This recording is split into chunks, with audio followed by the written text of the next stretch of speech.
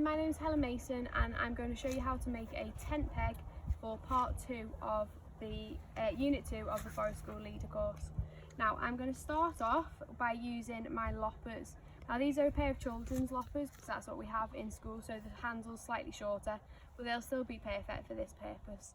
Now when I'm using my loppers, I don't wear any gloves on my hands. That's because I get good purchase on the 2 grippers at either end. So I've chosen this nice piece of wood.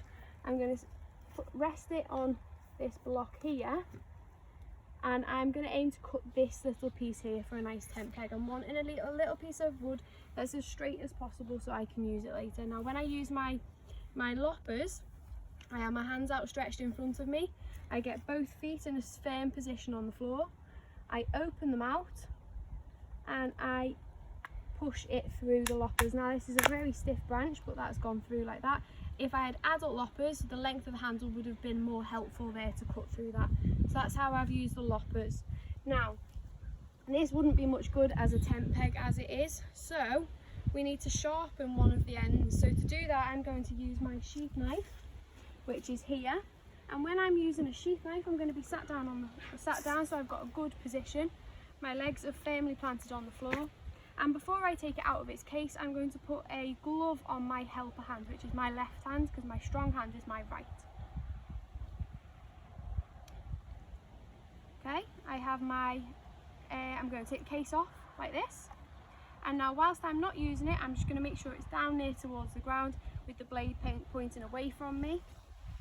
I'm going to hold my stick in this hand, and then I'm just going to simply push away the bark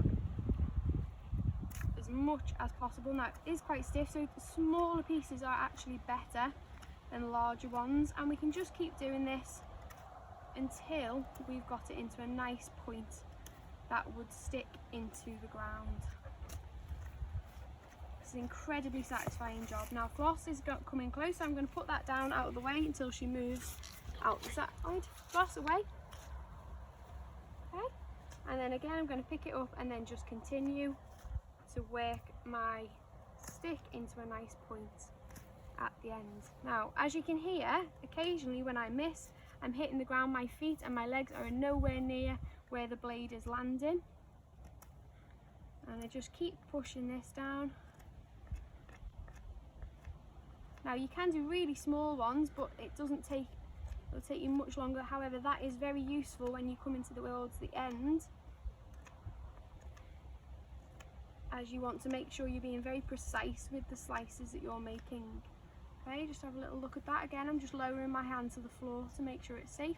As you can see, it is turning nicely into a peg. However, I'm just going to make it a little bit sharper at one end, because I know the ground around here can be quite hard.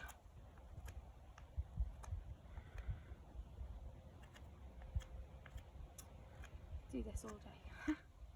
And as you can see, I can rotate this hand because it's a gloved hand. It doesn't matter which direction I can hold it in, and if I want to take it up even higher you can, but just be aware of where your fingers start and where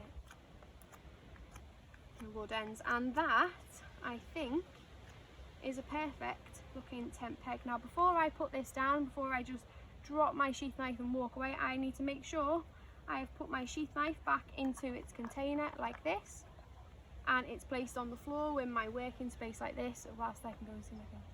Thank you.